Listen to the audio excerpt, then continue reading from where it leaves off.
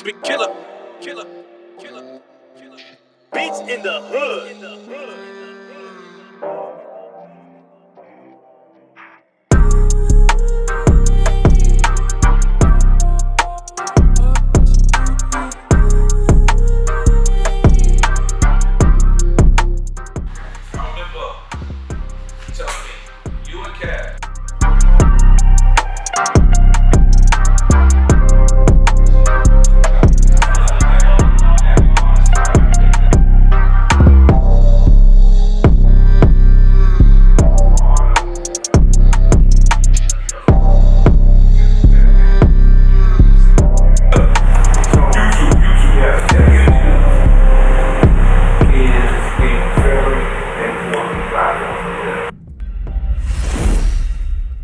What it good be? Hopefully it should be. This is your boy N.O.R.E. What up, it's DJ EFN. And this Drink Champs Yappy Hour. Make some noise! And right now, when we started this show, we said we wanted to interview legends, icons, people who's been in this game, who has changed this game. This man has not only changed the game, he's changed my life personally. He's been one of the greatest people I ever met in life, period. He's one of the best CEOs, best... I don't even... Okay, the interview's over. He is hip-hop. He gave me some of the best stories of my life and my career involves this man right here. And all of my friends know these stories too, by the way, because it's not like I say them once. I say them 15 million times. And he's alumni too. Alumni. But in case you don't know who we talking about, we talking about the one, the only, motherfucker impeccable, Lyor motherfucking Cohen. Lyor, thank you, N.O.R.E. Your story is so beautiful, especially when like our producer just said, you know, starting from a road manager in Run DMC. How did that come together? Came together because I had a passport and they needed to get to London, and none of Russell invited me to work at Rush. And management, or this was the record label? No. This is before Def Jam. Okay. Yeah, the management. Rush management was started with Curtis Blow, and the office was 3 people: Bill Adler, Tony Rome, Heidi Smith. And when I went to the office for the first time, Russell never told them that I was coming to work. Right. And they were all depressed, and their heads were down. And I thought, like, where's the marching band? I came all the way. You've arrived. I've arrived from Los Angeles to come to work, and they're all depressed. And I said, what's going on? And they told me, we don't know who you are. Russell never told us that you were coming. Wow. But Run DMC is at the JFK, and their road manager, Jeff Flood, we can't find him. Oh my God. And no one has a passport, so we're fucked. I said, well, I got a passport, and that's how I became Run DMC's road manager. It's just simple as being in the right place at the right time. Right. Okay. And we went for 3.5 years. We never missed a gig. We were 5 people. Ronnie Ray, God bless his soul. Jay, D, Joey, and myself. Even when we sold back-to-back Joe Louis arenas, we were 5 people. So we never ran around with a crew. There was no excess. We grabbed the needle, our bags, and before the curtains were up, we're on the way to the next city. Oh, God damn it, make some noise. But wait, when you show up to the airport, what do they say? They don't know you either. How is that? No, they knew me because they had a show with me. Before that? That's how I got to, because Joey was the one who convinced Russell, like, this white kid in Los Angeles is a crazy man, and he needs to be part of our crew, and you should hire him. And so that's how it happened. Wow. All right, well, I have a hit record that's called Nothing, right?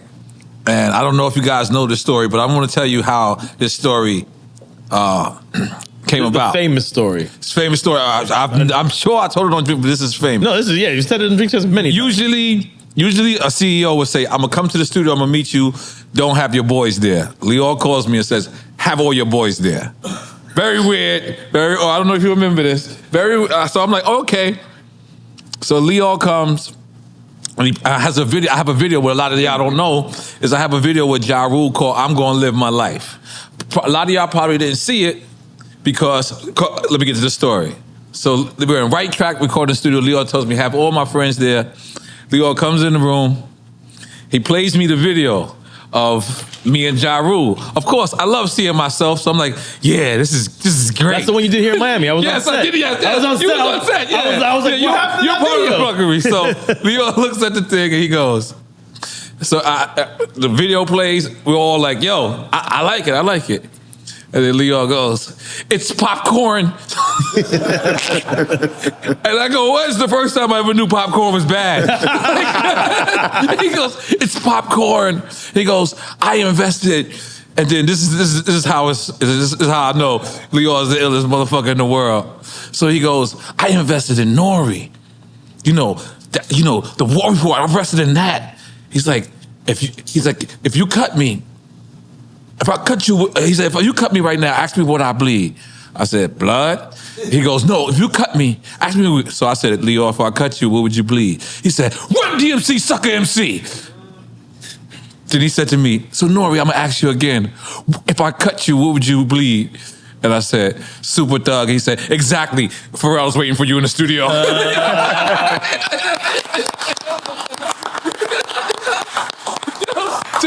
Listen, there were a lot of dark days for me. You know, there was a moment in time that I felt like there was no room for me at this industry. And I remember specifically that time was when Bad Boy was dominating everything. And you have to understand that Def Jam was designed black and white and shades of gray. And we were representing like CNN of what's happening in the hood. Right. Okay? Remember, before Run DMC, Flash and all of those crews, Cold Crush Brothers, Furious Five, all of them wore sequins and leather because it was the end of the disco era. Right. Okay? And then Run DMC came along and looked like 40 drinking round the way guys. And that really took off. Right. And that was really at the core of the architecture of Run DMC, of Def Jam. And so when Bad Boy was about aspiration. Yeah. We were about putting the camera on what's happening. Right. And they were about putting the camera on the possibilities. Right. Good way of looking at it. You That's know what I'm real- saying? that's a real way to think of it. Because, and so, and the possibilities was exciting for people. You know, they don't want to hear just about how tough it is being black in America. And so they wanted to get a piece of the American dream and remix it and make it their own. But it was in Technicolor, and I didn't know how to play in Technicolor. And everything was colorful, and Bentley's this, private planes that. We knew about rubber bands, okay? and Sevilles, Chevys, trucks, Timberlands. We didn't know Versace. We couldn't even spell Versace if you get, you know what I'm saying? So I said to myself, you know, it had a great run. All good things come to a fucking end.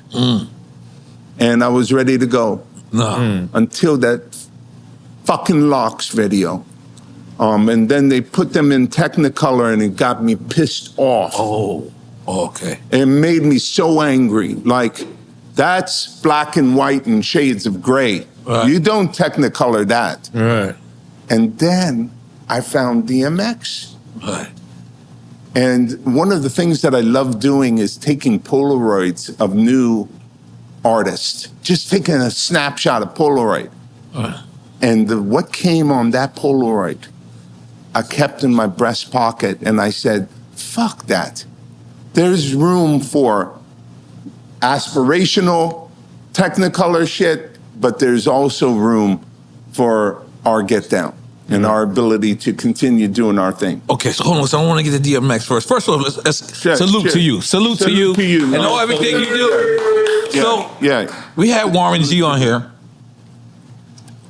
And there's a big rumor that at one point, Warren G's record or album saved Def Jam it.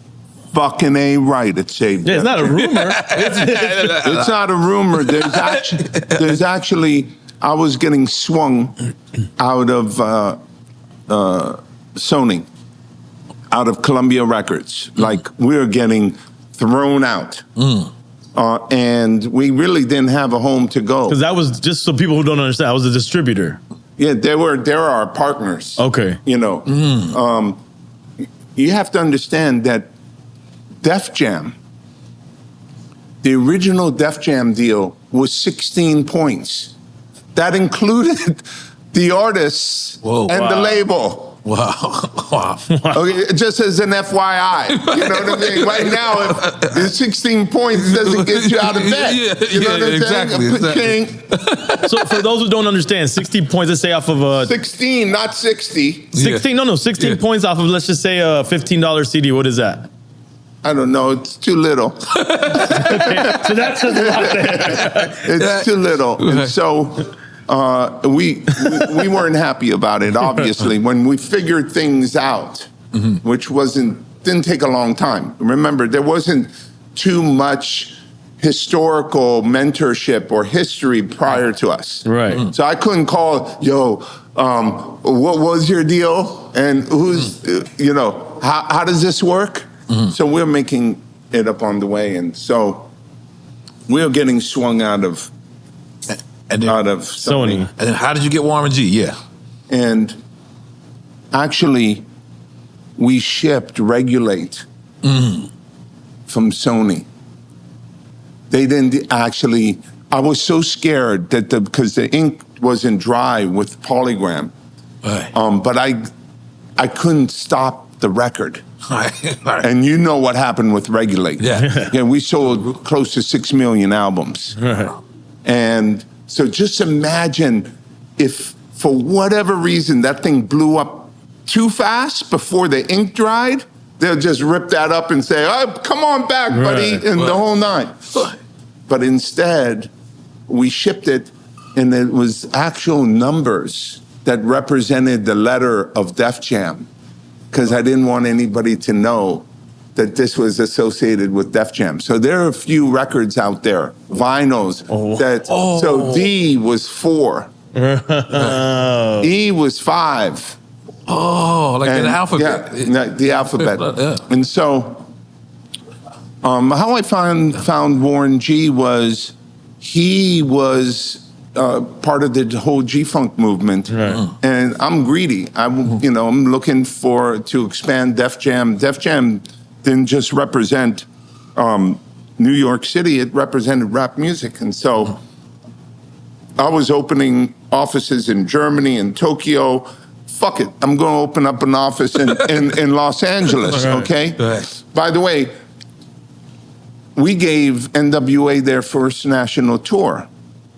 And I knew what the fuck was going on. With Run DMC? With Run DMC. Get the fuck out of here. I didn't know that. So, I always believed that Run DMC and all my acts needed to bring the dopest openers. The ones that were going to give the hottest run for their money, because it was an expression of gratitude to your fans that you bring them someone that is so on fire and so important. So it's part of your story.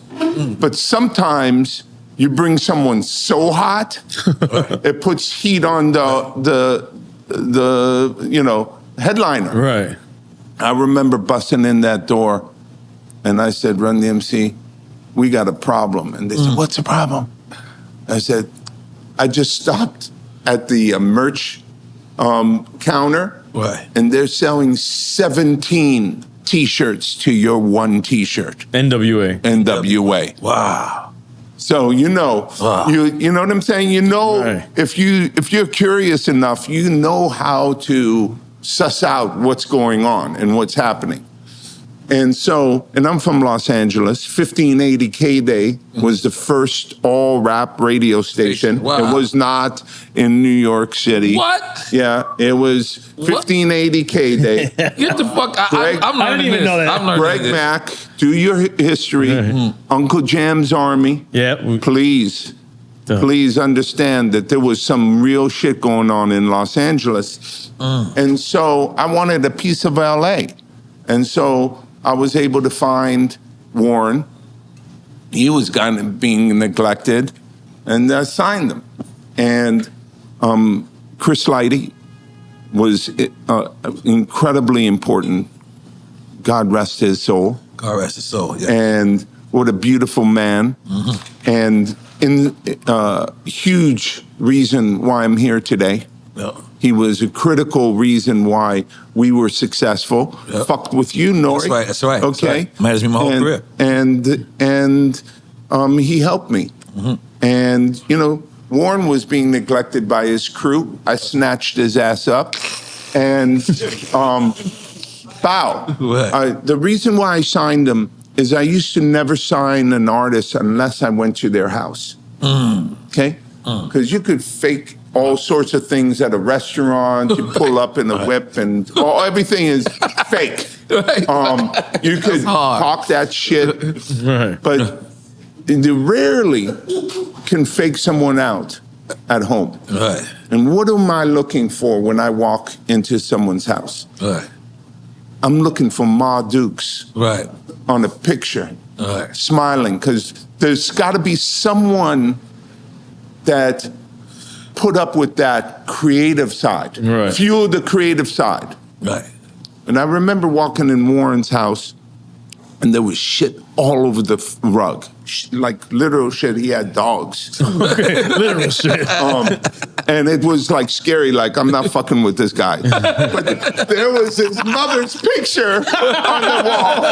I said, wait a second, let me give him a chance. And then I went into his little room studio. No dog shit there. It was pristine. Right. And on the turntable was Carole King Tapestry and Bob Seger. I said, and what the fuck do you know about these artists? Right. He go, my grandfather played me all these records. And he started playing me the parts of the records that he's going to jack. Right.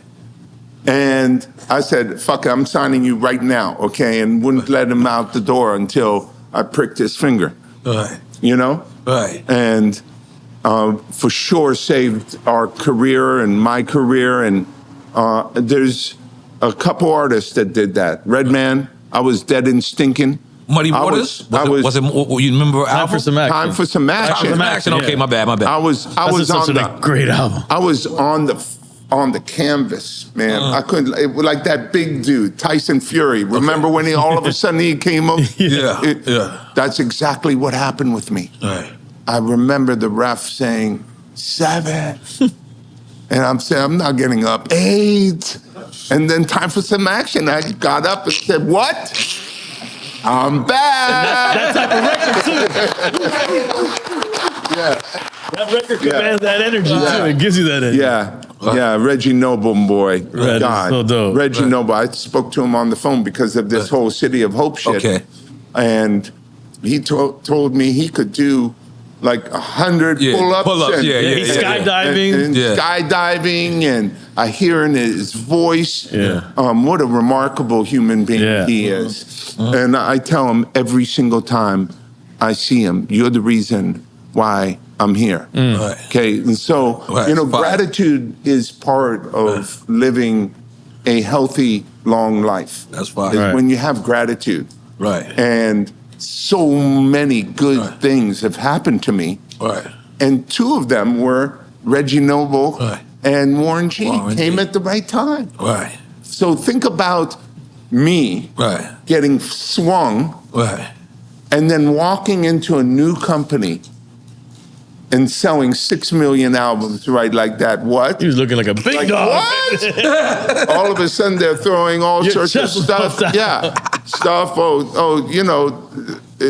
Suddenly the deals they're explaining how I was getting fucked and how they're going to improve my life and the life of my clique. And it was just a beautiful, beautiful thing. And thank you, Warren. Thank you, Redman. It was just extraordinary. I think we got to. Now we've been doing this for 7 years, right? Going into our 8th year, yeah. Going into our 8th year. Wow. We've been interviewing artists and we've been interviewing about people about the best record label, right? And everyone always hands down says they always say Def Jam, but they always say the 170 Varick / 160 Varick. 160 Varick, my bad. So let me tell you the crew that they name. Yeah. Obviously, Lyor Cohen, Russell, Lyor, Right. Kevin Lyles, Mike Kaiser, Julie Greenwald. Fucking Greenwald. Julie the best Greenwald. executive, hands down. Did I say Mike Kaiser? Mike Kaiser. Mike Kaiser. Randy Acker. Yes. Rob Love, I believe. Yeah. West Party Johnson. Yes. Rest in peace. Do you know how special that label is? Like, I always watch Entourage and I watch Empire, and I'm like, if somebody actually There needs to be a really series did of a it. real Def Jam, like the real Def Jam. So, Like, N.O.R.E. let me just tell you how important this label was. I used to go there to get out the streets, but still be in the streets. Because you could roll dice there, get your hair cut, and buy weed right there. And it's the safest place in the world. It was like, I swear to God. And at this time, I was on Violator Management, which was like a part in the building. Yeah. But what I'm saying, do you know how important that establishment was to hip hop? So the answer is only now. Only now. Because one of the biggest problems that I have and the biggest regret that I have is that I was so focused on forward that I didn't recognize how good now was. You didn't live in the now. I did not take photos like I should have. I did not document. I didn't stop and say thank you. I was fucking hungry. I was famished. And I was like focused on tomorrow. How does tomorrow work? And so I'm not making that mistake again. I'm so grateful to be here with you right now and with your whole team that I'm not going to forget this moment. Yes. Okay. You know what they say? They say winners never enjoy the moment because they always want to go to the next win. I was listening to that this morning. A friend of mine, Los, came over and we started to work out. And he's playing the Michael Jordan, Kobe Bryant trainers book, and he said he every time one of his clients won, he would give them a hug and just leave because he knew his clients could not enjoy the moment. They went and looked at the book and said, I had 2 errors though. I had 32 points, but I had 2 errors. And is that how you feel? You always play life? Yeah.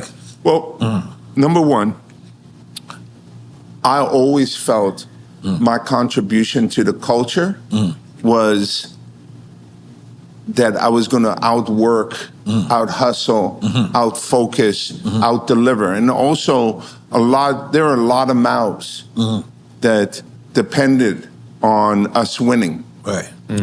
And so I felt since I couldn't rap, I couldn't do, design, I couldn't, take a photo of you. My contribution had to be as, moving this thing forward. Yes. And so that's still no excuse. If I had to do it over again, I'd take more photos. I would say thank you more. I would have focused more on the present than I did. Right. But okay, all right. Now I know we mentioned him earlier, and you said that that's how you should sign artists. But DMX, he's another person who changed the game. How do you hear about DMX? Is it Irv Gotti? Yeah, Irv brought me up to Yonkers, right? And they were supposed to come at 11 o'clock. By 2:30, they were scrambling, like, you get over here and rap for him, because X didn't show up. Right. So everybody in the room had to rap for me, and, because they're trying to like. I was going like, oh my God, what's going on? This is so like it was other artists. It wasn't just. So he's saying as he's waiting, as just to keep him there. Juan D was saying, what the fuck? This guy's going to jet in a second. You rap. And I'm the cleaning man. What am I rapping for? And so, and then X walked in. And it was like, all of them were cockroaches, ran right away. Right. Like you could feel the oxygen change in the room. And he had just had his mouth wired shut. Right. But he was so excited to meet me that he started rapping. You could hear them breaking. Wow. Yeah. It was a moment. Crazy. It was a moment. And let me just put it to you this way. I'm not a fucking genius. Right. My mother would have signed him. Right. It was that obvious. Right. Like, if my mom was at that table, come here, son. I'm going, It was really, really, really obvious. And that's a real tragedy that we could all learn from. Right. The people loved X so much that they didn't let Earl Simmons live. Okay, and he didn't have the confidence in himself because he wanted to be loved. He had a really difficult childhood, and so he wanted to be loved so much that because X was so loved, he kept X in front. Right. Earl Simmons is just loves to fish, be with his children, quiet. But nobody fucked with Earl Simmons. They all wanted X, and he didn't know how to let Earl live. Earl loved fishing. Like, we went up to, I don't know if the Catskills or Lake George or something. I put him up there, and 5:45 in the morning, he was on the dock. I went to get some coffee, and it's too fucking early for me to wake up. So I went back to sleep. 11 o'clock, he's still on the dock. Wow. I said, you catch anything? He said, no. It's just fishing. And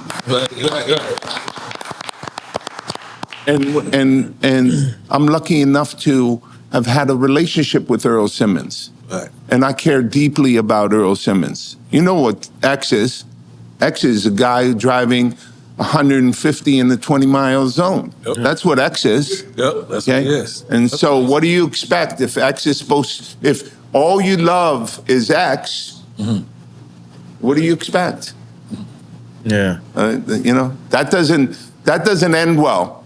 Driving 150 in the 20-mile-an-hour zone. That just doesn't end well. But, let me ask you, because like a lot of people, when they first heard DMX, he resembled Onyx, right? Like, I'm not. So what made you? Because did you think that would be a problem, or nah? You knew the difference. Nah.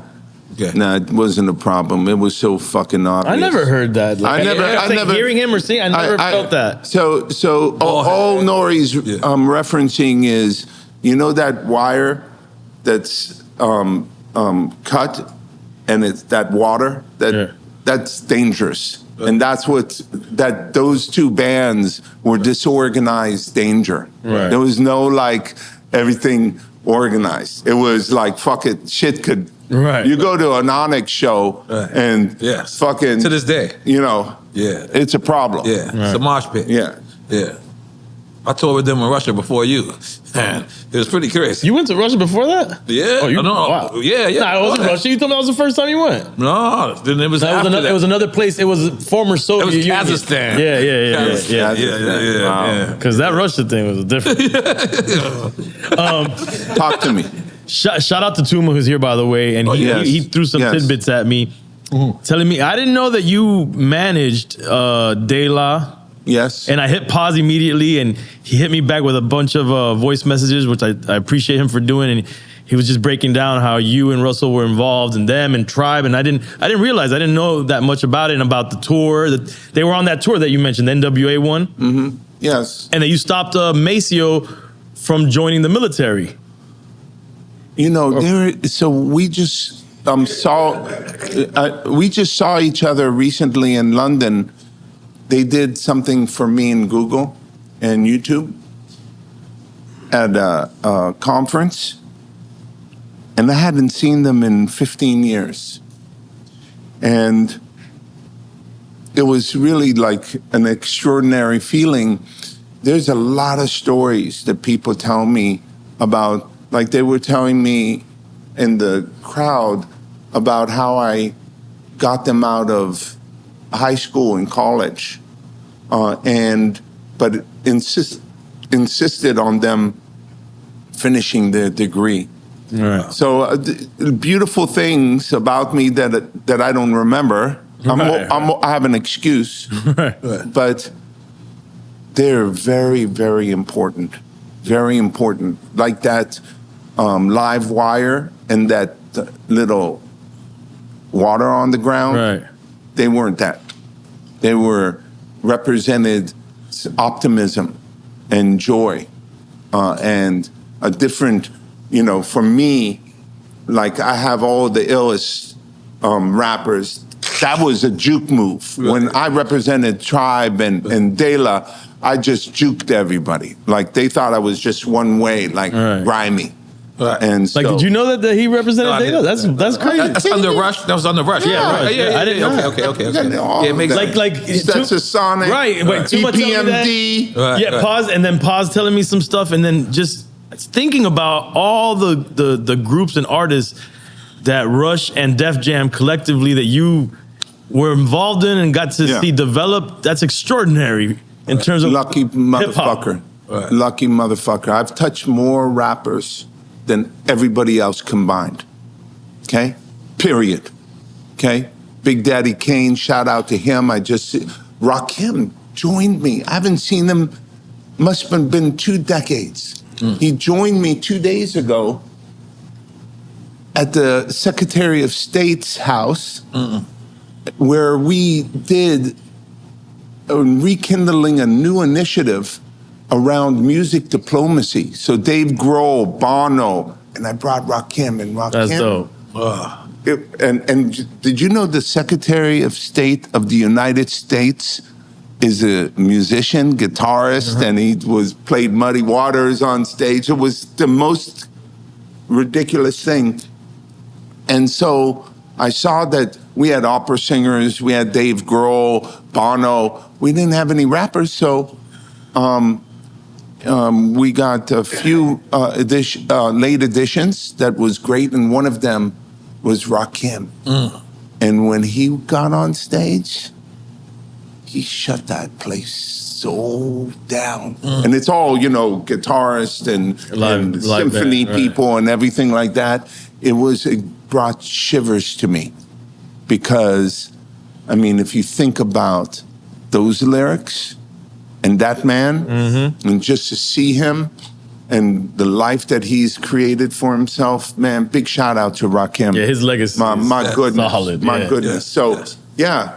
Let's make noise. Let's make noise for music diplomacy, American music. Let's not only send guns around the world. Right. Let's send our culture. By being in Kazakhstan, Kazakhstan knows more about America through the movies and the music than they do by the guns. They can't even name the gun, but they can name you. They can book you or Disney. Right. But we're losing that influence. We've lost that. I've been traveling, and they've been telling us. They're in specific to hip hop. They said hip hop, and everybody could take it how they want. They said hip hop is a business for you guys. You guys lost touch with what it really is. And so now they're looking to their regional peers. Like I was in Vietnam, they're looking to China and Korea. Yeah. I was in Colombia, and they're looking to the countries around them, and of course. Caribbean. And it's sad to see because I like to think of it, and I think it's true that hip hop is probably one of the biggest cultural exports that we put out there. That's impacted. So important that we, culturally make people understand what an incredible country we have. Feel proud of what we've accomplished and everything, and make the world a better place through music. Okay, I can tell you something. This world is in a really, really difficult place. Okay, this thing could go real wrong real fast. Yeah. But music is a connector. It reminds us that we have more in common than what separates us. And so I want to do everything in my power to promote that. I'm glad that the American government, Anthony Blinken, big shout out to Anthony Blinken, okay? Our Secretary of State promoting and funding bipartisan support on funding American soft power around the world. So, one of the most important moments of my life was when we were opening up YouTube Music in India. And I was in Mumbai, and the biggest slum in Mumbai, in Asia, is in Mumbai, called Rivalry, is where Slumdog Millionaire is from. In the middle of this slum is an after-school program that's dedicated to hip-hop, rap music. These kids are breakdancing. They revere hip-hop. They're wearing Kangol. It's like a time warp. Yeah. It's late 80s. Yeah. The little kids with Kangos. They're breaking, they're doing graffiti, gazelles, everything. and Battles. In these... the biggest slum in the world. And it's rap music that's keeping them learning, living off the streets. It's just such a powerful and important moment for me. It was amazing. Oh, goddamn. It's amazing. I get this all around here. Well, our show is about giving people their flowers, so we want to give you your flowers face to face, man to man. Thank you. Tell you how great you are. You know what I mean? Tell you how much you mean to the culture. Wow. You know what I mean? Thank you. Yes. Thank you. Yes. This is really meaningful to me. I'm grateful. Yes. I'm grateful to this. I'm grateful to, You the man, Lyor. You the man. You the Thank man. you. Let's make some noise for that, man. Thank you. So, Very kind of you. You want to do quick time Islam? You got something? Okay, yeah. We have Sonny going this place? Okay. Or he could just sip the champagne. Okay, he can sip the champagne. You want to explain them the rules? We're going to give you two choices. You pick one, nobody drinks. But if you say both or neither, which would be the political correct answer, we're all drinking. Right. But you don't have to take shots. You can take sips of the champagne, or if you want a designated hitter, my friend right there. Baby shot. All right, so you're going to ask me? We're going to give you two choices. Right. So, but if I answer the question, if you say you both guys of are them, drinking. No one. If you don't answer, then like if you say both, like you don't want to pick. Right. Say both or neither of them. We're all drinking. We're all going to have it. If I say one of them, nobody drinks. Nobody drinks. Okay. Yeah. I think I'm gonna do Habiki for this. Well, you could tell her because she don't know. She don't know about how to do the Habiki shots. I'll drink the mama. All right, cool. You ready? You go do the first one. All right. Rick Rubin or Kanye West? Good.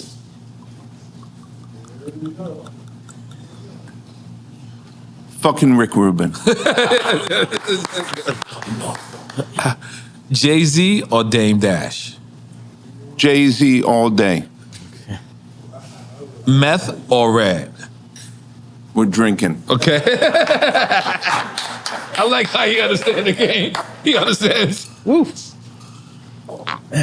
Okay, Wu-Tang Clan or Public Enemy? Public Enemy. Okay, I like that. DMX or Tupac? DMX.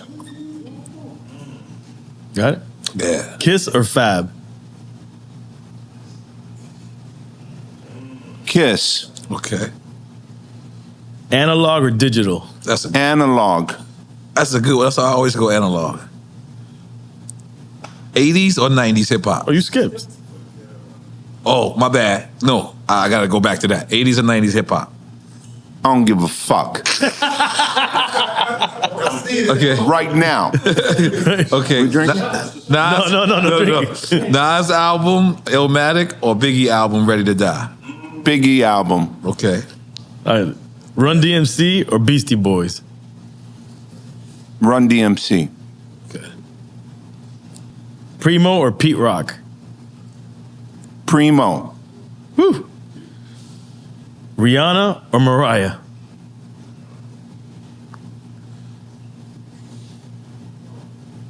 We're drinking. No. Yeah, we're drinking. Okay. I thought we were gonna drink with Primo and Pete Rock. Okay. Go ahead. Dr. Dre or Puff? We're drinking. Yeah. Let me get it ready. Got it? Oh, that should have been you again. Scarface or Ice Cube? Scarface. Face was on Def Jam. Come on. The fix. Come on. That album. Don't That was a fuck great with album. me. That was a great Don't album. fuck with Crazy. me. Yeah. Crush Brad. Groove or B Street? Crush Groove. Podcast or radio? You see I wear my colors, right? Yes. Yeah, Okay. absolutely. All right. Yes. Podcast or radio? Podcast. Okay. Good. It's God, I love this game. It's dark and hell is high, or flesh of my flesh. We got to put you up against yourself, you know. Yeah.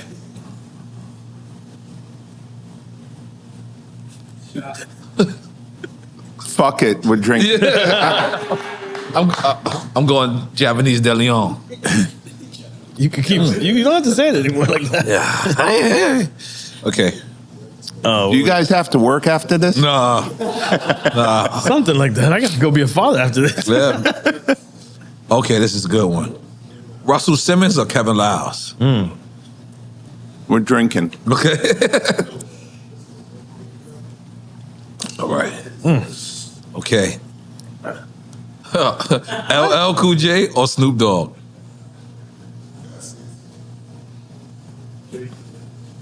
LL Cool J is hard as hell. Battle anybody, I don't care if you tell. I won't tell. They tell. Oh my God, hold on. Oh, okay. EPMD Okay. or Mobb Deep? EPMD all day. All day. It's my thing. Boom, boom, boom. Go ahead. Yeah, you got to chill. Midnight Marauders or Low End Theory? We're drinking. Okay. Jeezy or Rick Ross? Rick Ross. Kid Capri or Funkmaster Flex? Funk Flex. Red Alert or Grandmaster Flash? Red Alert. Rough Riders or Rockefeller? Drinking. Okay. Slick Rick or Rakim? Drinking. Oh, damn, come on. Catch up. Oof. Reasonable Doubt or In My Lifetime Volume 2? In my lifetime. Loyalty or respect? Loyalty or respect? That's disrespectful. Respect. It could be both. So the problem is a lot of people have fake loyalty. Right. But if you have respect, then you have real loyalty. You understand what I'm saying? My whole team had to fight. I can't be loyal to you if you're not going to, make that happen. Right. Right? You made the decision. Right. Not I didn't make the decision. Okay, so, but you could only get respect if you're ready to do the work. Right. So if you do the work, then I'm loyal to you. Got it. Do you understand what I'm saying? It's deep. I'm just thinking of the people that earn respect through fear. Then that's not going to get No, loyalty. that's not respect. Power is not taken, it's given. People give you power, you don't take power. Right. And that, my friend, is Quick Time to Slide. That was a pretty quick. That's one of the quickest. Pretty dope. You went through those answers pretty quickly. So Was I supposed to go slow? No. Some people they just say both. Yeah. They want to give it Overthink it and give over explanations. And the reason why we do that is not to single people out. We want to mention these names to have them in the conversation. Yeah, for sure. Right. Thank you. Right. There's been a rumor at one point too, right? That Suge Knight tried to bully Ja Rule off of the record label. Oh no. Off the record label. I have no idea about that. What? I do know there was a moment in LA. I was at the Palace on Vine Street. It must be a different place. And Chris Lighty comes up to me and pulls out a gun and says, "Come this way." Wow. I said, "What do you mean?" He says, "Look over there." And it was Suge and his crew coming after me. Really? And this was after I signed Warren G, and he was very upset. Oh, okay. And Chris has me go through the kitchen. Like, wow, did that really happen? And, finally got to the Four Seasons. They were waiting for me. Took me through the kitchen to my room. Wow. Yeah, it was a thing. And that's my Suge Knight story. You never had a face-to-face with Suge? Yeah, I had many face-to-face. I saw him in jail and the whole nine. Visited him, all that. Oh. Yeah. That's crazy. Yeah. I wasn't ready for that. But when you saw him in jail, was it after that incident? Yeah. I mean... So you guys reconciled in a sense? No, there's no reconcile. Okay, just so you're clear, there was no apologies for what I did. Like, I used to say to my artists, the same answer I'm giving you right now is the same answer when you fling me out the window and I'm about to hit the concrete. I'm giving you the same fucking answer. The only difference is you're going to jail. Right. So you threatening me and scaring me, and I'm giving you the same answer. Okay? So once you take the fear out, once they realize there's no change, what? He must be crazy. How he's not going to change. Once they realize there's no change, then it's a different relationship. Right. Does that make sense? Yeah, I feel like that creates the respect. Creates respect, but I think it's respect because I have a point of view. There was nothing wrong with me signing Warren G. He had all the opportunity to. He neglected it, the whole nine. I didn't do anything disrespectful or, wrong. I just signed an artist, gave him an opportunity, and that's it. Kept it moving. Now, how hard was it for you, right? Def Jam was everything. I remember, it was your everything. But you get this offer from Atlantic, right?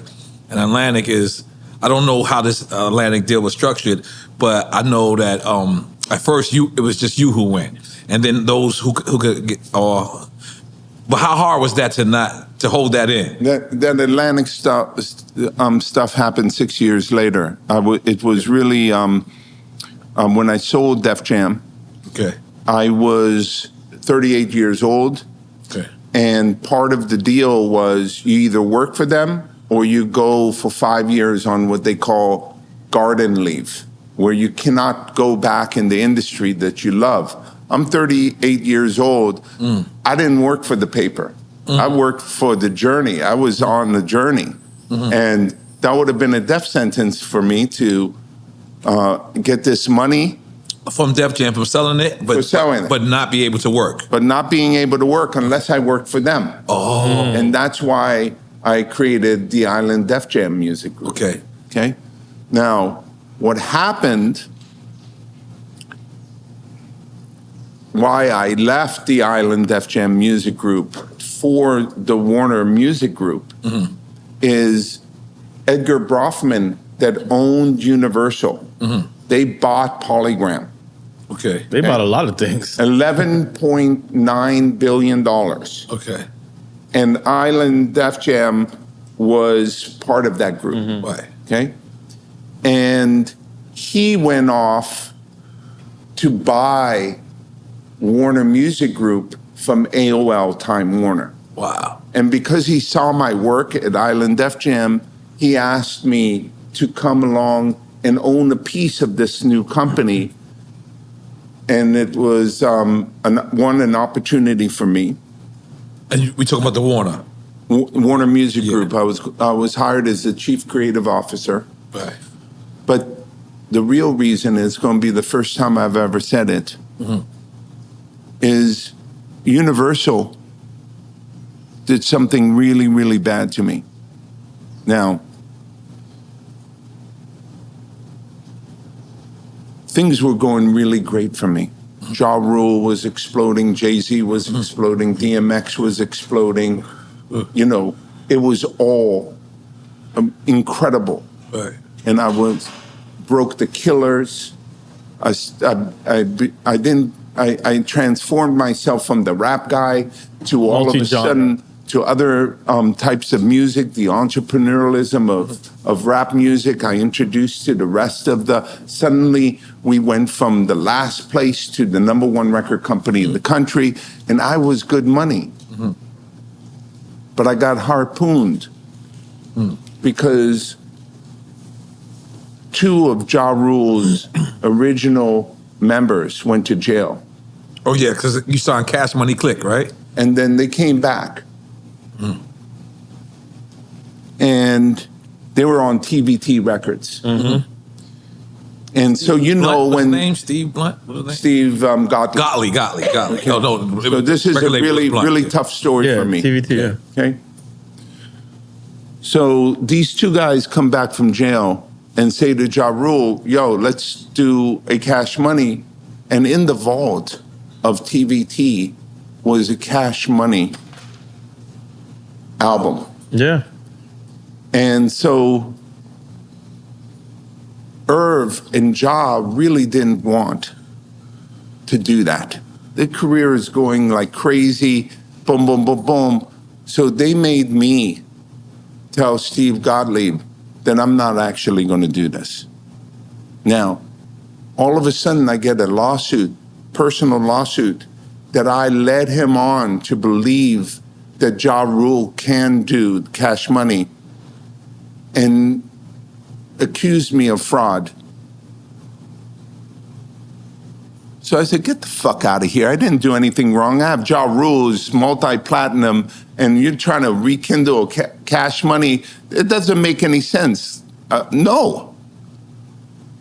The courts didn't believe me. Oh. And I lost $135 million judgment. Okay? $135 million judgment. Now think about it. So I was indemnified by Universal. I'm an employee at this point of Universal. Like, can you imagine if I gave Ja Rule, go ahead to another independent company, multi-platinum Ja Rule, go ahead and do this Cash Money side project? I'll be fired. Right. So I thought I did the right thing for the company, for the artist, everything. So I went, now I'm embarrassed. Imagine, they called me a fraudster. I'm in the paper, the whole 9. Lost $135 million. Now, in order to get a retrial, you have to post a bond for $60 million. Jeez. So I went to Universal and said, you know, you're on the hook for $135 million. Let's post a bond and get a retrial because this went off the rails. Right. And they balked.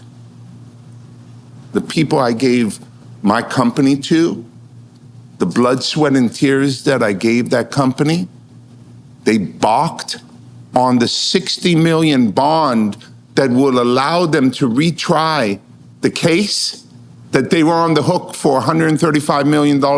At that moment, I realized these people got me out here like crazy.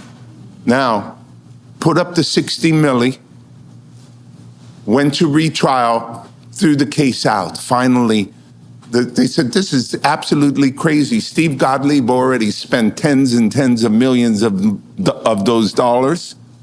And court got thrown out, completely reversed. I was clear. Universal saved $135 million, but I could never forgive them. Right. And that's why I left my company. In fact, I actually turned down Edgar.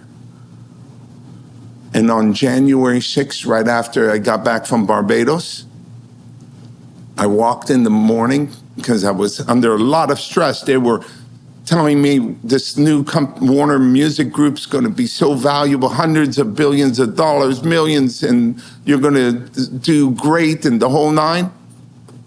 And what Universal did to me, and I was struggling, but I didn't want to leave the company, so I turned the Warner down.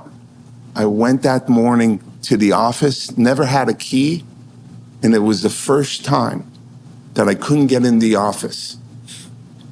I said, this is a sign that I fucked up. I walked back home. I told my wife, well, what happened? She says, you're an idiot. You just went too early. Go back to the office. This sign bullshit. Just as I was leaving, Edgar Brofman called again and said, are you sure you don't want to roll with us? And at that moment, I said, I'm coming, and never returned back to Def Jam. And that's how. That's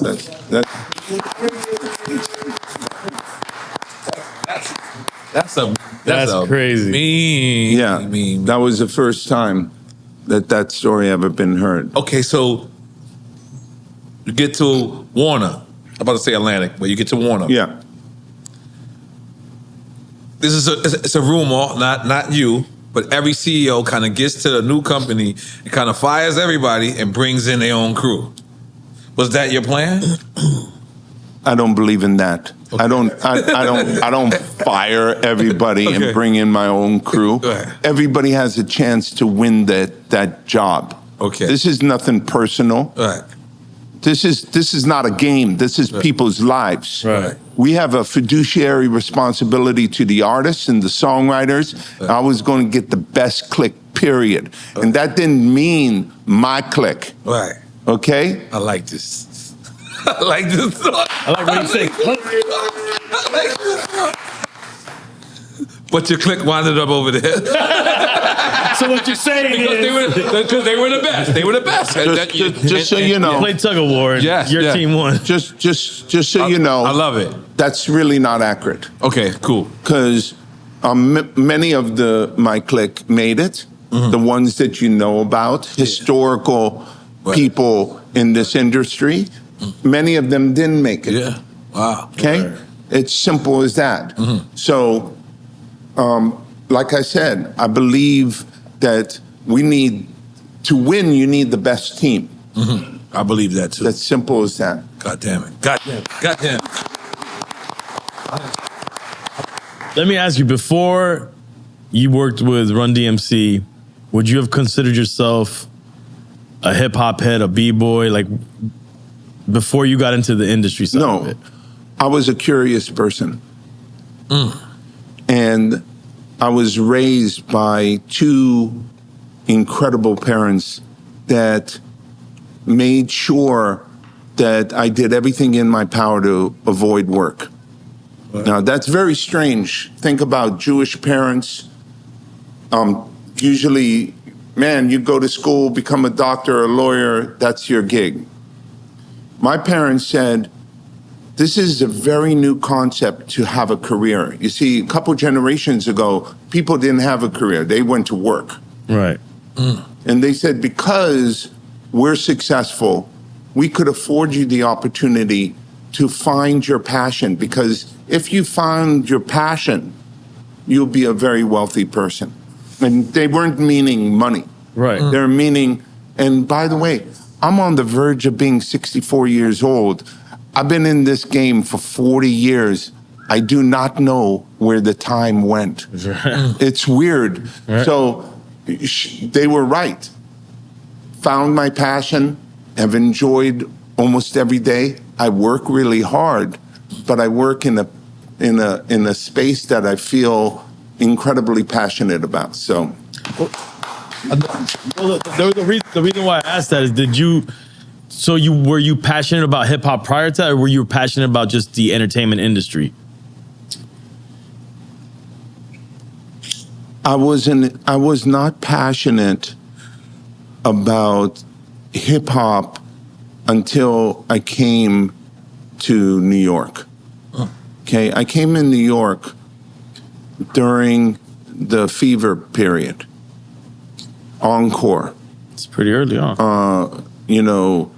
The Red Parrot, where Fat Cat used to post up.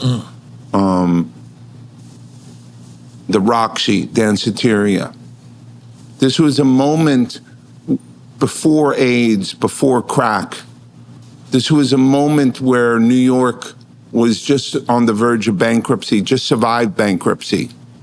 This was a moment where the exclusivity of Studio 54 gave in to the inclusivity of the fever. This was a moment in time where at any given party, you could bump into Jean-Michel Basquiat, Madonna, Andy Warhol, Keith Haring, Flash, Melly Mel, KG. It was a melting pot because New York, because of the financial troubles, had affordable housing. So painters and the arts and people were drawn there. And so it was this melting pot. I don't know what the fuck question you asked me. Well, I was asking you, how much of a hip hop head were you getting? Were you attracted to? So the first time as a hip hop head, or as to the industry? No. I'm pre-sucker MC, bro. Be clear. Okay. So there weren't that many hip hop heads prior to me. But the first time that I met the beat, my brother was a woodshop teacher at Vermin Day in South Central LA. And he used to bring me, Vermin Day had the national champion high school basketball team. And he used to take me to the games. And every break, a guy with a bass and some drums would run up with some girls doing those moves. And I was like 8 years old. Right. And I said, oh my God, I can't believe what I just heard. And they would race back, and then every break or halftime. Fast forward to listening to 1580 K-Day and going to see an Uncle Jam's Army event. I recognized that beat. That beat was familiar to me. Right. And I liked it. You know what I'm saying? It was like that, that shit that I liked. It was familiar to me, and I wanted more of it. But this is the reason why I was saying all of this, because you became the archetype of the hip hop executive, like it or not. You became that person. And I feel like you come prior to the industry of hip hop. That's why I was asking you, leading you into that question.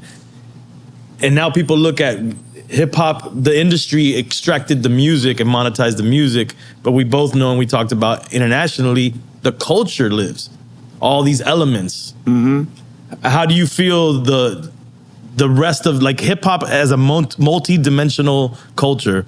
How can it thrive further going into the future? I don't know. I'm not it was funny. One day I was invited to the global management meeting of Polygram in Seville, Spain.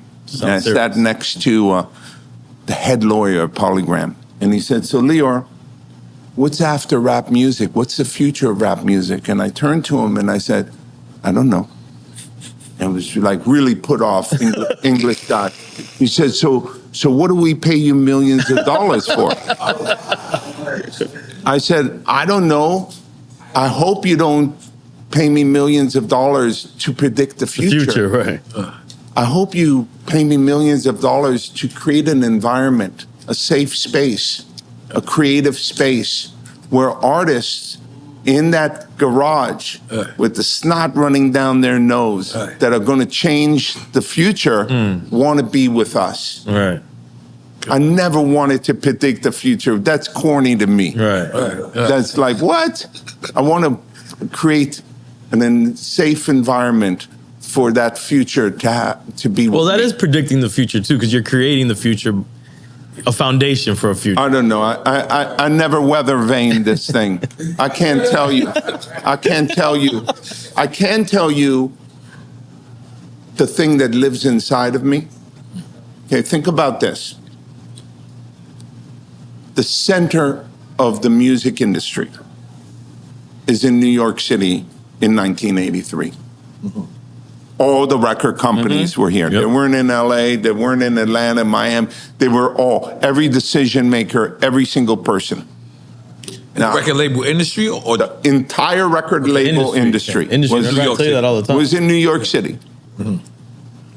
Now, how far is Midtown from the Bronx?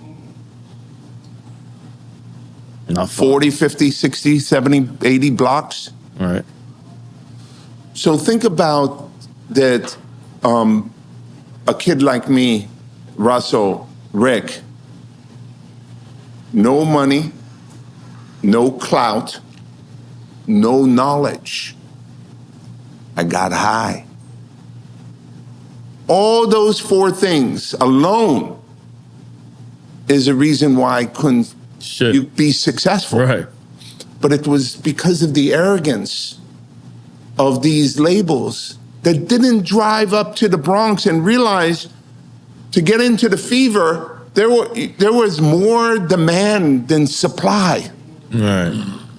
And it was the arrogance of them not getting in a car for 10, it wasn't in Poughkeepsie or Memphis, it was in the Bronx, Queens.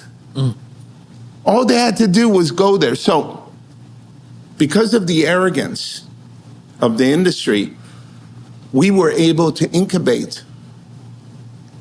And then 5, 6 years later, when they realized, oh shit, this is not noise that's going away or a fad, suddenly we had money, we had clout, we had knowledge.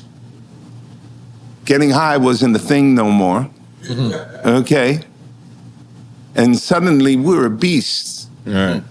And they thought that they could get in just by money. Remember how they came in? Fuck it, we'll just buy this shit up. Right.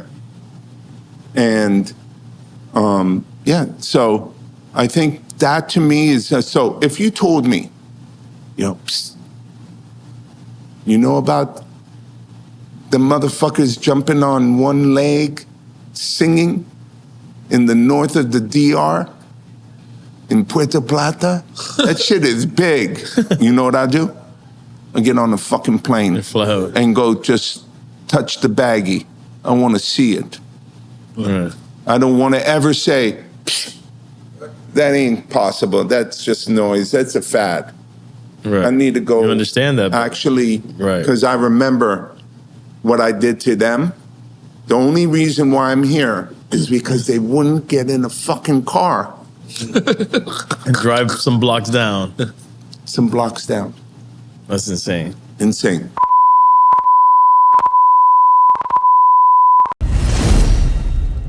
What it could be, hopefully it's what it should be. This is your boy N.O.R.E. What up, is DJ EFN. And this is not Drink Champs Happy Hour. I mean, we're still drinking something. It's Drink Champs Happy without the hour. Healthy hour. Healthy hour. Drink Champs Healthy Hour. So off top, I don't think I've ever interviewed a doctor. So, I mean, the weight is on you, sir. We're waiting for Dr. Dre. I got it. The closest doctor we would have got to is Dr. Dre. Yeah, that's big doctor. Yeah. So explain exactly what you do, Doc. So I'm a cardiologist, but and I've worked a long time on issues around health and healthcare. And at YouTube, we've been really trying to build out the platform around how we get healthy messages out to people. Right. How we let people understand how to both take care of themselves for a preventative way, but just in general, just how we improve the health of the community. So how did you link up with Lyor? So Lyor is my guy. Okay. Lyor, Y'all was in San Tropez, right? No. Is this all through City of Hope? No. This has nothing to do with City of Hope. Okay. This has to do with that we're colleagues. We work at the largest global platform in the world. Okay. 2+ billion daily active users. Insane. From Right. the corners of Indonesia to the Nigeria, back to Chile, back to South Central LA, and back to New York. We're global, and Dr. Garth leads all the health initiatives that YouTube does. Okay, and so YouTube is not just about cat videos and music. What the leadership is attempting to do is use the power of the platform. And Dr. Garth, we like Alton Ellis. You know who Alton Ellis is? Okay, he was before Bob Marley. That's right. And Bob Marley really fell in love with Alton Ellis. Let's hear it for Alton Ellis. Come on. Okay? Different part of the Caribbean than you are from, N.O.R.E. Right. But okay. Where are you from? Because I feel the accent. So I'm originally from Jamaica. Okay. Yeah. Well, look. That's right. But actually, did part of my education here and then went off to other places for medical school and everything. So think of myself as Jamaican, little Floridian, and then all over the place. So what made you want to be a doctor and not like Dr. Dre? Oh, if I was going to be honest, there are a lot of things affecting our community. Black and brown people. If you think even about the health of the community right around here in Overtown, if you think about Brooklyn, the Bronx, if you think about all of these communities across the world, our communities bear the disproportionate impact of diabetes, hypertension, heart disease, and we're dying at a higher rate. So my goal and my life and all our goals is, I think, to figure out how we can help the community get healthier. Right. And, YouTube is a way we can do that. Yeah, but he wants to know why you chose to become a doctor. How did that even happen? Like, instead of being a DJ. You look like he might be a DJ. We don't know. I was going to say, you look like you tried to be Buju Banton at one point. Shout out to Buju, though. Shout out to Buju. Yeah. Buju's still, he's still. No, Buju's a legend. But a legend in Jamaica, Buju and Shaba and all of those people are still legend. I saw my mom do a lot of things in Jamaica helping people. She was a nurse, and she would really take care of people. And that just inspired me to be on the same journey that I was just describing. So she was a nurse in Jamaica? She was a nurse in Jamaica and a nurse here. Yeah. Wow. You know what's crazy things? In New York City, one of the first times we got encountered with health used to be these juice bars, right? Yeah.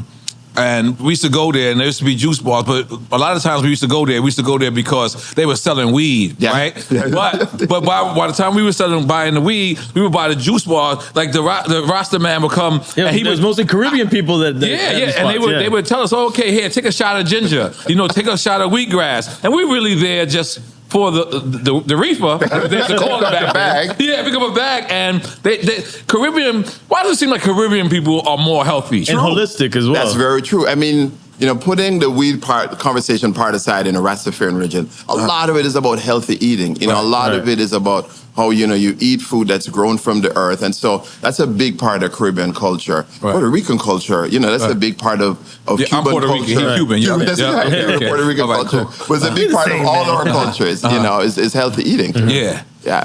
Well, in our communities, it's very not healthy. It's very popular to the fried foods. Yeah. Why are we prone to liking fried foods? I think that's a flavor, that's one conceptual flavor that we kind of learn and understand earlier on. But it also doesn't mean that we don't like stuff that's healthy and green, like what you're drinking now. Right, exactly. I mean, I watch you all the time when you're out there running on the beach, and, and then pulling your kids along at the same time. That's a part of our culture too. And even if you think of like just all the different kinds of foods we eat that's grown from the earth. So again, healthy living, I think, is a part of just a broader Caribbean culture. And we need to think about how we get that message out more and more and more. Is it safe to say that, like a lot of us that have our parents, we were first generation Americans, that it was healthier eating more organic eating 100%. in the home countries, and then we're here, Yeah. and it's just a fast-paced living, and that's the food that's affecting our health. You see generational changes. You know, you see particularly even in Cuban and Mexican communities where women have lower birth rates of things like infant mortality but the longer they stay here, the more, the culture and the stress and all of the things that make life unhealthy starts to impact our health. So yeah, we definitely start to see a lot of that generational dynamic develop, as more and more and more as we get accustomed to a lot of unhealthier activities. I would say that it was also, to be an immigrant, very stressful. And then you have a predatory, fast food, Commercial food industry right. that, wasn't regulated properly, didn't give information about what people were eating and the consequences of what they ate. I mean, there's a disproportionate share of fast food, fried stuff in Black communities than there are in white communities. So I think that aided that issue as well. And the symbolism behind it, because growing up, to us, McDonald's was like luxury food. Like, it's a big deal to go to McDonald's, Yeah, and it plays out, right? So you see like life expectancy in communities like right around here, much lower than if you were to drive 10 minutes into Miami Beach or where people have other healthy options. So, this isn't just about where we are now. It's about where we have been for a long time. Right. Let me put it something in your mind. For every dollar that America earns, we pay 23 cents to healthcare. That's crazy. Like, we are so out of whack to the rest of the world. So I just want to put it in perspective. Right. And it's all reactive medicine. Most of it is all reactive. They're waiting for people to get fat, ignore their health, get sick, and then they go and it taxes the, economy. Imagine if we could lower that down to 10%. Where does that 13% go? Education.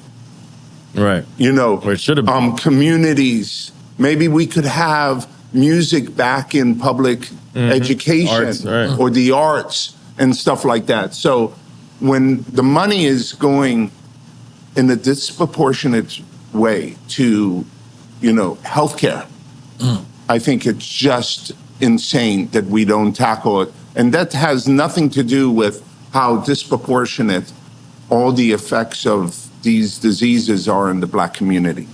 And so that's, I think, a real, that should highlight some of the big issues. But doesn't it seem like an uphill battle to dislodge the politics of it and all the money in politics that comes from pharmaceutical industries and all these different industries? And that's why we want to go bottom up. Right. And every single one of your viewers and your listeners are important.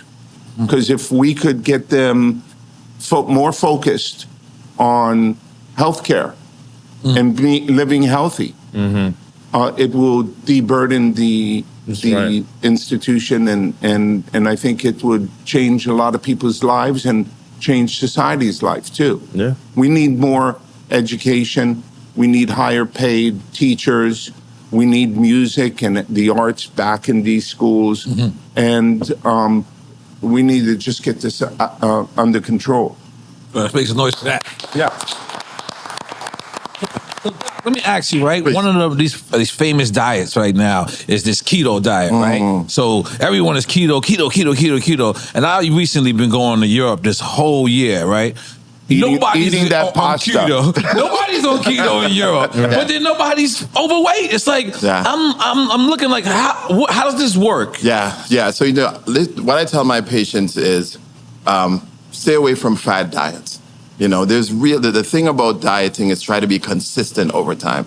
What you see in a lot of different communities, again, in Cuban communities, in Puerto Rican communities, in Caribbean communities, you see healthy eating as a part of the culture and stays that way over time. And that's a problem with whatever diet of the month it is, or the diet of the week, is that people get on it, they go up and down, they lose weight, gain weight, lose weight, gain weight. And so those are the kinds of challenges. So the concept is, how do you have a culture of healthy eating that lasts for the rest of your lifetime, that you pass on to your kids as well? Right, because I guess my question is, how come in America that's our way? It's like the no bread, but in Europe, that's like their first thing. They serve it to you first, and they serve it to you. Religion. And nobody's big out there. Are they making Europeans different than Americans? Portion control is a big part of all of this. Right? What you said? Portion control. Portion control. Yeah, we're very gluttonous. Yeah, it's not sometimes about what you eat, it's sometimes about how much of how you eat. Okay. And so if you eat a lot of carbohydrates, that has one particular impact. But it's not that all food is evil. A lot of times it's the quantity as well as the quality of the food that you eat. Mm-hmm. N.O.R.E, you know I live in Europe, right? Yes, I know. You didn't invite me to your spot. Yes, I was. I heard you were posted up. Quiet. Yeah. Some lake you're posted up in the lake. That's my first time there. It's pretty good. So I was in Sardinia. It's an island in Italy. Okay. I wanted to go and visit one of the blue zones. Okay. And the blue zone, there's 5 blue zones in the world. Okay. One in Japan, one in this place in the mountains of Sardinia, one in California. I don't know whether Central America. Mm-hmm. What is a blue zone? A blue zone is a community that lives healthy into their hundreds. Mm-hmm. So it's just not a one-off. Right. It's a community of people that for some reason are living, into their hundreds. Right. Not in a hospital bed, but playing poker in the afternoon. And going to strip clubs. And all that. So I visited this community up in the mountains of Sardinia. And I can tell you what my observation was. Community, it's pretty simple. Right. Love, companionship. But they're eating a cheesy yogurt that is a probiotic, that this is the reason why this community, and a certain type of wine that is very something about probiotic in the gut. And I think and so when I did some discovery on the other blue zones, when you get paper, for some reason you're interested in all this shit, right? You want to live longer. So what I realized, and I'd love for you to confirm or not, it's something about the gut is something super powerful. They call it the second brain, right? Yeah. It's true. Yeah. Second brain? I didn't know that. Yeah. I mean, it helps to drive a lot of your metabolism. And so that's why a lot of these behaviors end up making you healthier overall. Yeah. I seen a study that Tupac Chopra was talking about. Tupac? No. I felt like everybody knew what I meant. I felt like everybody knew what I meant. No, I know what you meant, but that's not Deepak Chopra, right? And he said that they put rabbits in a cage and they fed them all poison. But one set of rabbits, they massaged and they played music to and were nice to. And even though he fed them all poison, that those set of rabbits that they were nice to took their poison and actually it became healthy. Is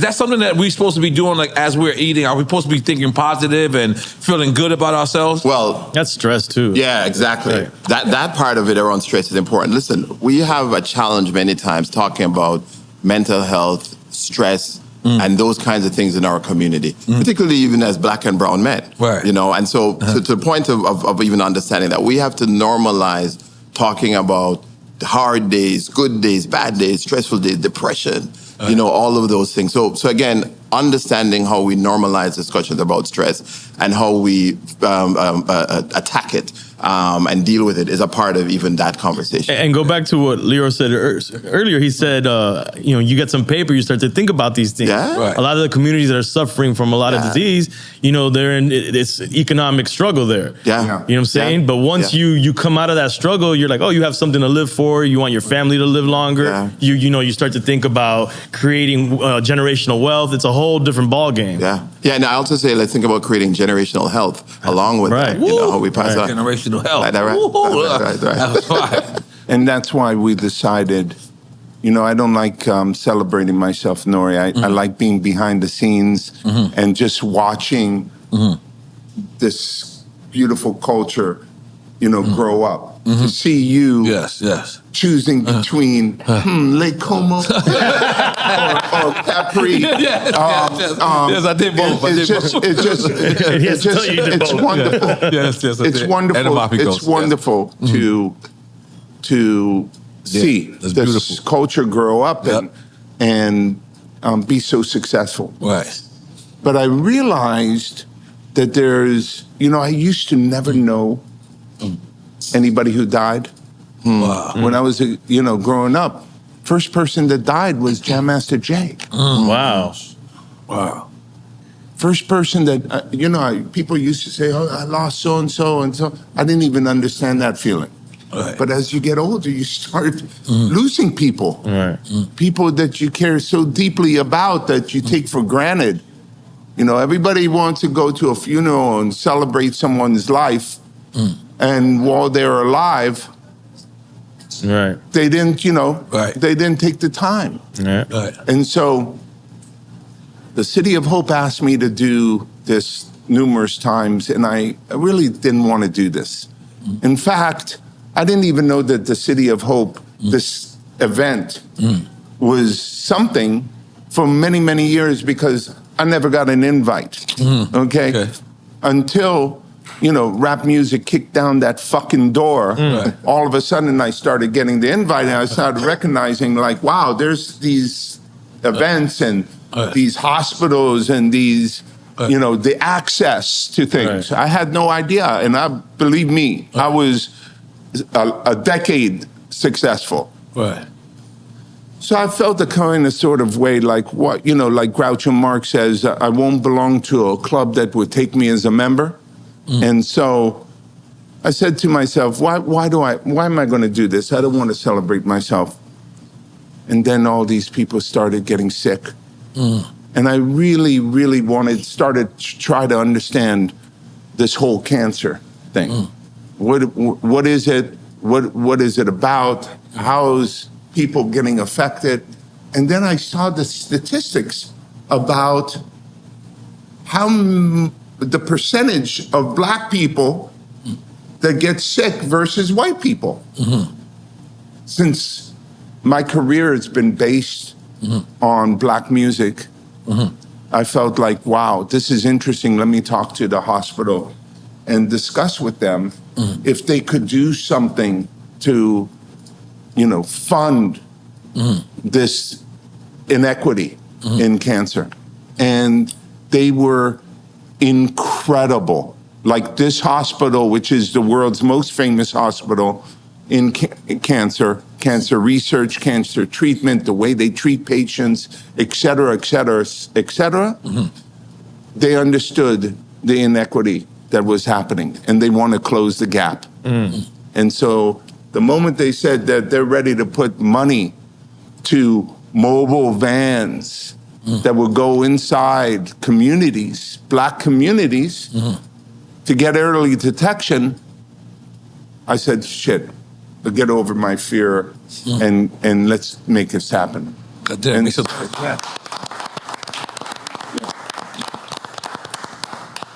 So I know I'm bouncing around a little bit, but let me ask. At one point, my friend Rasta, he's a vegan, right? He's also Jamaican, right? But I don't know, I feel the need to say that. But you called him Rasta from yeah. I mean, but at one he point, knows who Alton Ellis is. Okay. At one point, I was a vegan, right? And the reason why I kind of got off of being a vegan, I swear to God, I had no animal instincts. Like, I swear to God, like people were stepping on my shoes, and I was like, "Are you okay?" Like, I was just too soft. Like, I just was like, "Wait a minute." You thought that the meat helped you. Listen. I kind of felt like you only have animal instincts if you put animals in you. Now, was I bugging? I don't know. Yeah, and I don't think there's any data around that fact. Okay. Right? Yeah. Because this is just me. This is my That's true. Right. But what I say to people and my patients often is, choose a diet that works for you, that you can be on for a long time. Not just something that feels good or somebody else is doing or is engaging just for this week or this moment, because these are lifestyle decisions. And that's why I have to say, and shout out to folks like you and others who have been really talking about lifestyle. You know, how do you wake up in the morning and exercise, think about these things. So this is about creating a healthier lifestyle, not just about one diet. So if vegan diet works for you, then that works. But if it doesn't work for you, then you need to find something that does work. Something that works for you. That's exactly right. Yes. Exactly right. Yes. That's fair. You like pescatarian. I'm a pescatarian. You been eating for like fish? 15 years. You need fish to be That's mean? what I'm saying. Yeah, I need fish to swim well. Holy moly guacamole. So what's next? Well, I want to dive deeper into the cancer research and everything going on, because it's obvious, we know that a lot of people in different communities feel that there's a lot of conspiracy around, that they feel that these treatments are there, the cures are there, and they're just not giving access. What's the truth? What's really going on? Truth be told, the distrust between our Black and brown communities in the healthcare system has a lot of history. They think that it's a Tuskegee experiment. All kinds of things happen that really have turned our communities off. And so we in healthcare need to make a proactive effort to engage people and bring them in. And when we think about things like cancer, we have really effective screening for cancer. For colon cancer, especially for those who getting up in their 40s, think about colon cancer screening. Especially for women as they get into their 40s, thinking about breast cancer screening. And colon cancer is really impacting our Black community. Breast cancer is taking away a lot of our queens in the Black and brown communities. And so we have to really get out the message about how we start to pull people in. And listen, we've lost a lot of our soldiers to cancer, Guru. From multiple myeloma, a lot of people who we all love and has contributed to our culture. So we have to think about how we start to, again, really get this message out around health and start to talk to our communities more about it. You're powerful, guys. Your voice is powerful. Yeah. Y'all plan on having it on the front page of YouTube or something like that? Or? We are trying to recruit people like you. Okay, no problem. We want? No problem. What we want is we want influential voices to try to help us communicate to the community. You have particularly a lot of folks in the hip hop community who've been talking a lot about health. If you look at Styles. Styles P, Styles. I love some of the stuff Styles is saying. Yeah. All of that stuff is ingredients about health. And then how do we... Fat Joe's. So how do we connect all of those voices around some of the evidence and help to communicate to our community? And that's why I think it's just an evolution and a revolution that we're starting to see really around how we get the messages around on healthcare. So we want to start partnering more with artists and other people who have voices, have the community, have the engagement around, again, how we educate our community around a lot of these health messages. Yeah, that's deep, man. It's deep. It's very deep. What else? What else we got in there? Come on, let's get to some points. Well, no, I still want to talk about the cancer thing. Okay, I'm interested because, like I said, a lot of conspiracies around cancer research and whether or not there's specific cures that, like, people feel that there's cures and they're just being held back purposely. Yeah. So, truthfully, we have a lot of effective cures for cancer. We need to do a better job of how we bring in and get those cures to the Black and brown community. We need to make sure that we're getting more folks into not just clinical trials, but treatment and education and all of those kinds of things. So I would say that the healthcare system needs to do a better job, but we do have a lot of effective cures. Cancer has come a long way, DJ, from where it used to be, especially when you think about pediatric cancers and all of these kinds of things. Screening, and how we can detect a polyp earlier before it becomes colon cancer. How you can detect, breast malignancy earlier. So all of these kinds of things, we're seeing advances. But the skepticism, I would say, that we see in our community, there's a history of where that came into being, and we need to respect that history. But we need to also do a better job of educating people and bringing them in. Doctor, could cancer be cured? Cancer is a big thing, right? There's a whole bunch of different kinds of cancers. There are some cancers that we have better treatment for than others, but we have a lot of really good treatment. One thing I will say, Lyor, that we have with cancer is a lot of cancers that we can find early and do something about. Like I said, colon cancer being one of them, and a lot of others. So the concept around early detection is important, especially in our communities where we see less of those kinds of screening. What percentage? When you find out that you have cancer, early versus late, what's the percentage opportunity of surviving that? Big difference.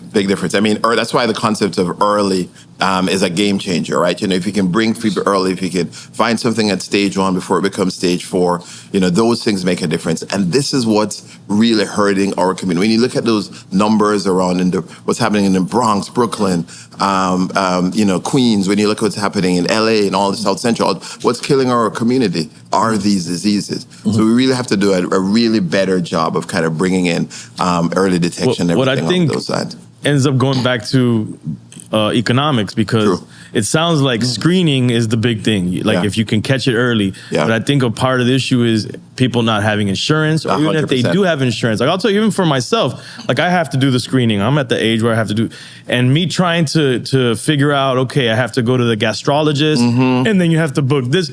The date for the appointments months out. Like, it seems confusing, it seems difficult. And that's me with someone with insurance. Imagine the person that, first of all, they have to get insurance. Then you have to navigate insurance. It seems like you know, like it's like something complicated, which shouldn't be complicated. You're totally right. And we have to do a better job. Although, shout out to you for getting your colon cancer screening, because it's on the books. It's on the books. But shout out for even planning to get it done. So that's actually a big thing right there. But you're right. We have to do a better job of like simplifying the process, and again demystifying the process, because we it have does save lives. on YouTube. Like, can you go to YouTube and actually go through? You do. We do. We have a lot of information about how did they access that information? You just have to put in colon cancer. You know, colon cancer screening. And what about the insurance side of it? Yeah, I know the insurance side of it. That's where things always get a little bit more complicated, and that's where, to your point that you just alluded to, you know, there are ways in which we need to build a better infrastructure to take care of our communities. And you're right, the maze of going through appointments and scheduling can be a challenge, but the end of it is your life. Right. You know, and it doesn't matter how much money you have if you don't live long. Or you don't live to enjoy it. So I would just say, you know, we do a lot of things. You know, if we're buying a house, we go through a lot of challenges to get the mortgage, to get the house. Real. So think about that when you go through all the challenges, and there are challenges, and we need to do better. But think about the end goal of where you're trying to get to, and it really is about, you know, saving your life. But imagine those struggling families where both parents are working, you know, full days. Like, imagine to even have the time to sit there. Like I told you, I'm going through the process, and I'm like, this is crazy. This is taking me forever. I got to talk to my primary, then they got to refer me. They give me a couple referrals in case the first one takes too long. And it's just, I'm already like, I need an assistant for this. Imagine the regular, you know, with kids in the household, working 2 jobs. Like, it's wild. I mean, you're right. I mean, that's where we have challenges with the system, and ways in which we need to work on making things better. But you're exactly right, especially for our communities. We have a disproportionate burden of those challenges. Right. I was watching an episode of Seinfeld the other day, right? Sorry to symbolize shit, right? But I was watching an episode of Seinfeld, and George Costanza is in the hospital, and they come in to take his tonsils out. Oh, I love that episode. And then Kramer says to him, man, I know somebody that would do it cheaper, right? So then he goes to the person, and it's a holistic doctor, right? It's a holistic doctor. But I didn't realize that back then, holistic doctors was looked at as the cheaper route to go. But there's a lot of people who believe in holistic healing. Is that something that... you know, I think there's always a role for both holistic complementary healing, the concept of spirituality, and how all of that plays in. These are not either or. They can work together. You know, you can get your screenings and pray. You know, you can engage in this thing and that thing. So again, what you find with a lot of this is that bringing these things together. So now, holistic doctor, you know, someone who's not trained taking out your tonsils, that's probably... I don't think that was a good idea. That's right. That's right. With everything else, in terms of like, in the complementary holistic healing, I think having that as a part of how we take care of patients is just how we take care of people. How about supplementation? What's your... Yeah, you know, it depends. Certainly, I think if you're deficient in a vitamin, you know, taking supplement, there's some supplements that are helpful. So I think, you know, the other thing what I find about supplementation sometimes is it allows you to engage in this conversation about healthy eating overall. Because DJ enough, the real crux of all of this is maintaining a healthy, balanced lifestyle over time. If you just do it for a month and it's fun, that doesn't really get you the effect. So the thing is, how do you choose and engage and, you know, start running with your kids and doing things and walking and talking with your friends about all these things. And that's the kind of stuff that pays off over time. What about artificial intelligence? AI? Yeah. How is that going to play into beating cancer and making it easy for these communities to get access? Yeah, AI potentially has a role. That we're learning a lot about AI in health right now, and if you can simplify your appointment process and get the message out faster, then that's a good thing. So anything that can simplify that back end, I think, is going to be important. So I think we're going to learn more about that, Lyor, as the healthcare and AI start to evolve. But I think anything that can make it easier for our people to get the things that they need will be important. How much do we need the government involved in this, if at all? I think the government's essential in this. But the government, I think, they can't supplement what we need to do. Right. And that is get the word out that we should be more caring of ourselves prior to getting sick. The whole medical industry is based on once you get sick. And I think there should be significantly more funding from the government, education to prevent sickness, right. To lower the 22-23% of our GDP down to normal levels so we could reinvest in the communities, in education, music, the arts, just make our societies a more healthy place. Which should be bipartisan, but unfortunately someone will hijack one way or the other. Yeah, it should be bipartisan. Right. And I hope you guys show up on October 18th to my event. But they're honoring you, right? Yeah, Yes. Not only, I'm not going to say they're honoring me. I think they're going to honor, 50 years of hip hop. Right. Many of my artists are coming out, N.O.R.E. That's right. Okay. Are coming out to New York City, correct? No, L.A. LA, okay. Los cool. Angeles. Let me get my suit ready. It's a black tie. We're sold out. We've raised millions and millions and millions of dollars. And so we're going to have a great party. We're going to celebrate hip hop. We're going to do some good work. Listen, I was in Israel recently with my mother. She's 93 years old. She had her four. She had her 4 boys, 16 grandchildren. Wow. And she's traveling all over the world by herself. She's fully engaged in life. Awesome. And I turned to her and I said, you're very lucky. And she says, I know how lucky I am. I said, why are you so lucky? And without hesitation, she said, the more you give, the more you receive. That's it. And then it's the mic drop. And so, this is the reason why I'm doing this, is just to give. And I love the fact that we have a lot of influence, a lot of power, a lot of reach. And so every once in a while, doing some good things is a very powerful and important thing for us to do.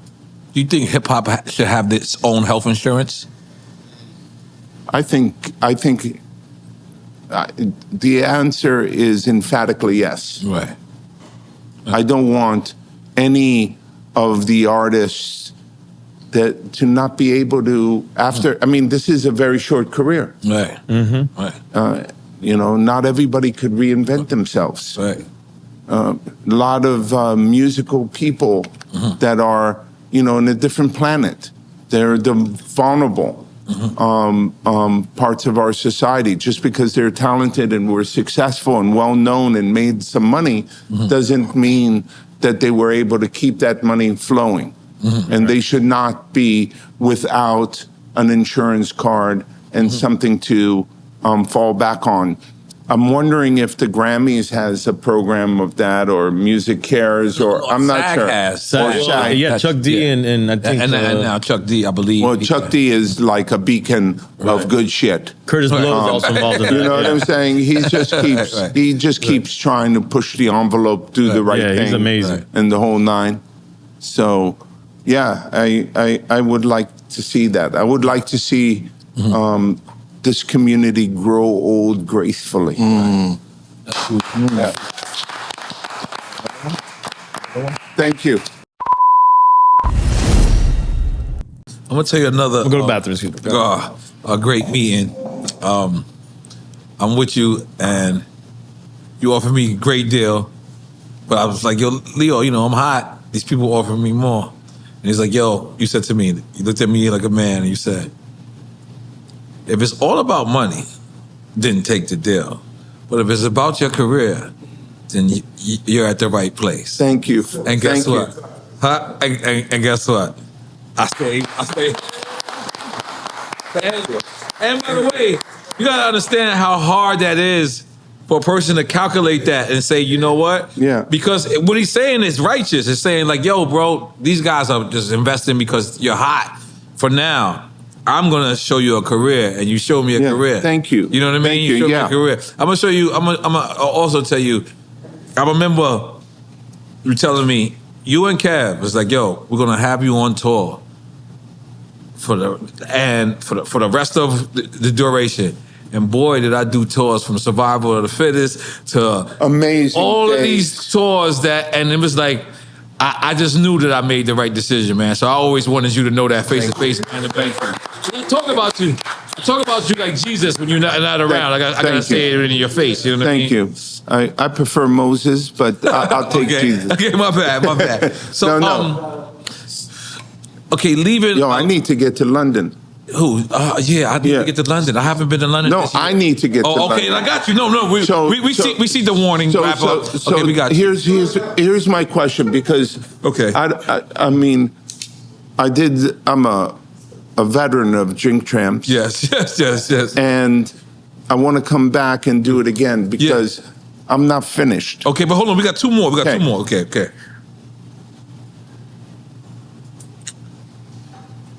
One is, this is a lifelong question. Not lifelong question, but for hip hop people, it always pops up.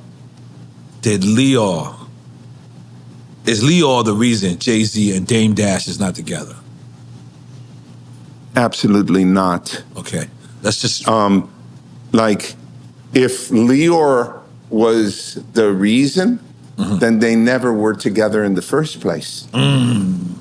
Okay, right?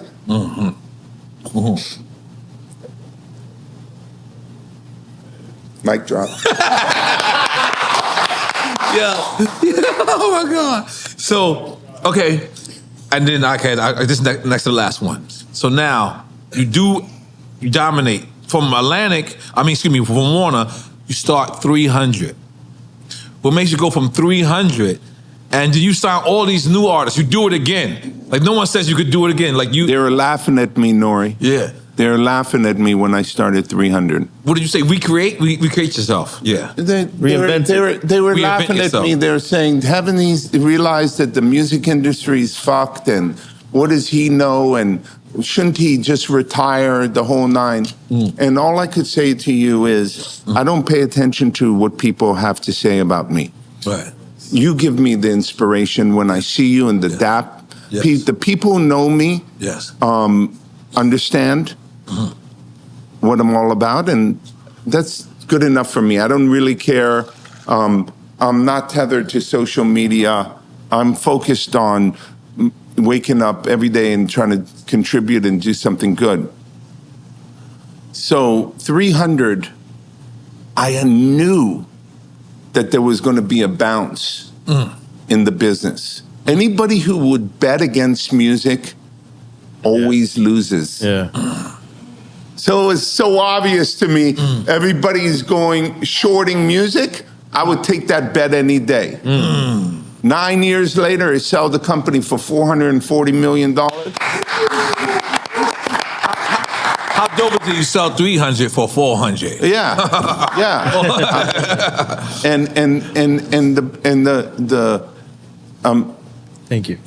I'm so grateful for the artists that believed in me, and companies that believed in me, and it's really great. Well, It's really great. On behalf of all the artists who you've changed their life, we happy that you believed in Thank us. you. Thank you you. understand what I'm saying? And we grateful and we're thankful for your faith, man to man. Thank you. What's the last question? So how do you transition from the guy that is now, I don't know how you kind of put that, but it's like the guy who's putting out the music as opposed to the guy that's creating the music and manufacturing it. This is YouTube. Yes. Yeah. So YouTube is a very important platform. Yes. It helps with the global culture. It helps for artists to cut through the clutter. It allows them to be heard and connect with their fans. We build products to make it easier for their fans to discover new music. We give everybody a voice and show them the world. And it was a very difficult transition, but it was a toll that I was willing to play because I get to play with a platform that has 2+ billion daily active users. Phenomenal. So I want to make a difference. I want to make a big impact.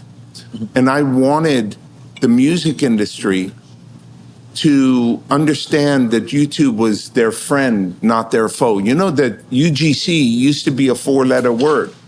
They hated UGC, user-generated content. So Napstar though, right? No. User generated meaning that you create the content. A kid uses your song for their video. Right. To me, I think that's a much bigger expression of care for your music than a passive listen. And so 30% of the revenue, and we sent over $6 billion in the last 12 months, growing rapidly to the music industry.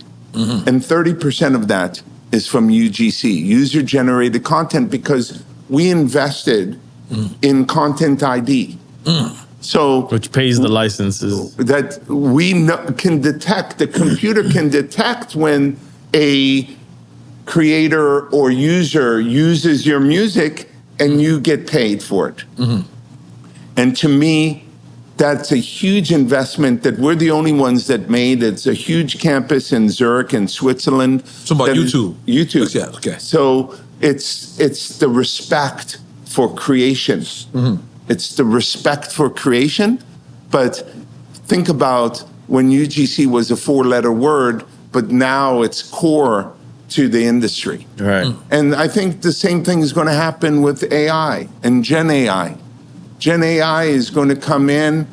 There's a huge opportunity. What's Gen AI? I'm sorry. Generative AI, where the computers learn from the computers.